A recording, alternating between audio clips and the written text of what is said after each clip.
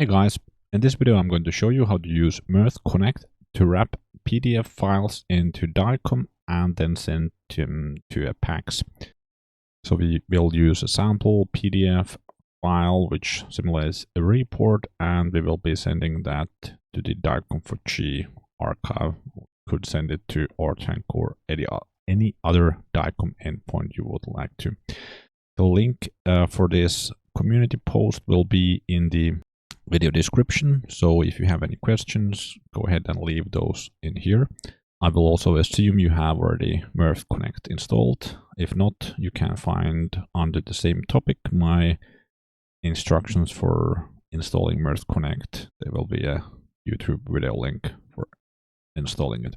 So the video guides you to install Mirth Connect on a Windows machine, and you can access the Mirth Connect dashboard or Mirth Connect administrator. So this is what you need to have as a prerequisite, but after that we will walk you through everything in this video. So the first link here is for a GitHub page, my GitHub, where there are two channels, or there are three channels, but we will be using two channels here. One channel is for wrapping the PDFs to DICOM, also writing the DICOM back to disk, and then the other one is for reading the DICOM from disk and sending them the DICOM files over to the PACS. And this will be kind of one flow, so the channels are connected to each other. So you just need to drop the PDF into place with a text instruction file, and everything will work from there. So let's go ahead and download the channels. So let's start by downloading the wrap PDF to DICOM. And here we have a sample PDF and a sample text file.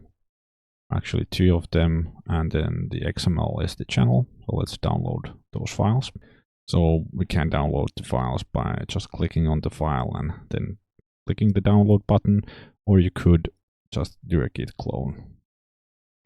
So once you have downloaded the PDF, a text file, and the XML for the wrap PDF to DICOM, then go ahead and download still the read DICOM from disk and send channel. And this is just the XML file here. So go ahead and download that. Next, we can go into Mirth Connect and go to the channels page here, and then under import channel, we can select channel to import it. So let's import the wrap PDF to DICOM. Click on open. And then you can just for now click save.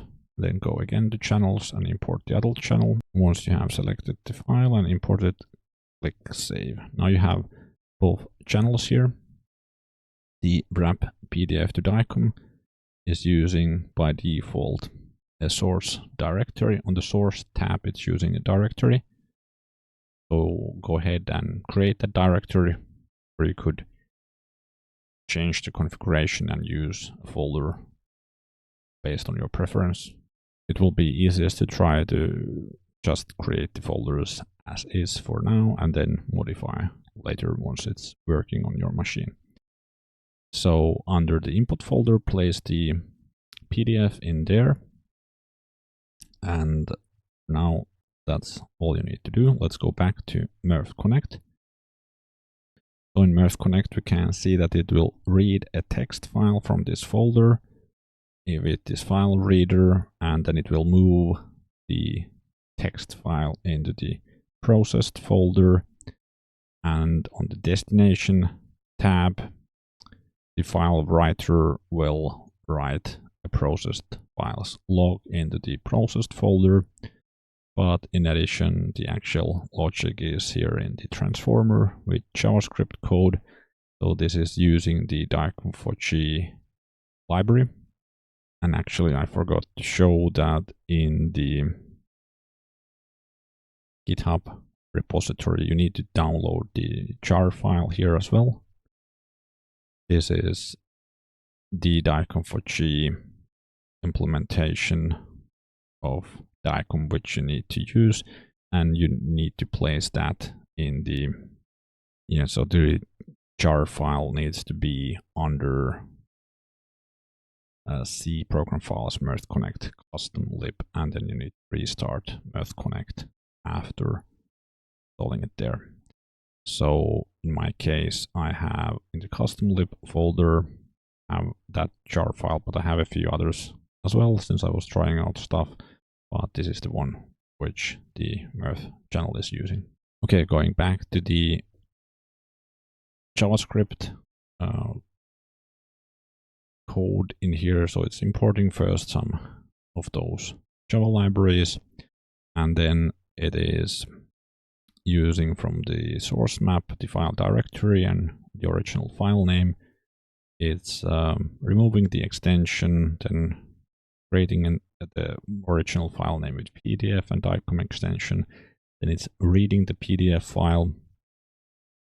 If you're wondering why it's reading the PDF file like this instead of just reading it in the file reader, well, reading it in the file reader has some issues, and I ended up having a corrupted PDF file, so wasn't able to figure that out. But with this approach, it does work. Then it's generating some of the IDs for DICOM, and it is also setting the subclass. Here we have patient ID, patient name coming in from the text file. So the text file it's reading needs to have patient ID, semicolon, patient name in this format. And it's placing those into the DICOM tags in here. And it's doing some other DICOM tags still here, and setting, for example, the document title and MIME type. And here it's putting the bytes into this Java attributes class, and then it is writing it out into this path. So it's the original folder with the original file name and DICOM at the end, and this is the code for still writing out the DICOM bytes. And that's pretty much explaining this wrap to PDF to DICOM channel. And as you saw, it was placing the original DICOM file in the input folder, and then the read DICOM from disk and send channel is in the source connector. It's reading the same input folder, but this time with star.dicom, and it's moving it to the processed folder. And on the destination side, it's sending the DICOM. In my case, the host name is here, and remote application entity and ports are here. So this is what you need to reconfigure these few fields here for your endpoints. So that's pretty much explaining the channels, and now we still need to deploy the channels. So let's press on deploy all. And now we have the channels deployed, so it's visible in the dashboard side. So the trigger is having a text file in that input folder. So I copied this PDF sample report.txt file first. And first into this processed folder so that it's easy to copy from here. I opened the file and we have patient ID P511. And then this is the patient name. So let's close this and cut it and move it to the input folder here. And the polling interval was just a few seconds. So if you refresh, you can see that text file disappeared and the DICOM file appeared here. And then just a few seconds later, that DICOM file disappeared. And we can see that the DICOM file has been moved here, and the text file is also moved here. And then it wrote something in the processed files log as well. In Mirth Connect, we can go into the dashboard and we can see that the wrap PDF to DICOM, if we double click here, the source read the text file and then the destination transformer did its thing, and well, this is what it writes into that log file, a timestamp and the file name.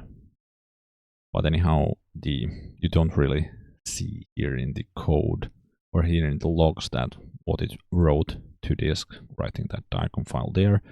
But then we can see that the read DICOM from disk and send channel this read the DICOM. So I guess this is a binary representation of that DICOM. And then on the send side, we can see some of the DICOM tags. And for example, here we see the patient name, and I think the patient ID should be visible somewhere as well.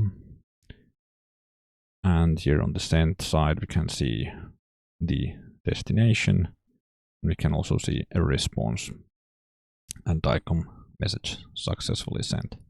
To validate the results, let's go into DCM4CHEE's UI and let's press on study received today, and let's do a new query. We can see that Anderson tester patient ID P511 has been received, and it's a PDF document. The study description is the name of the file, how the channel was implemented, and we can also press here to open the content, and well, this is the content of the PDF file. So it worked as expected. If you found this tutorial for wrapping PDF into DICOM and sending DICOM with Mirth Connect helpful, please do leave a thumbs up, and also if you made it this far, please feel free to leave comments in the YouTube comment section, and also preferably in the community over here. It's a lot easier to have a discussion in the community. Thanks for watching.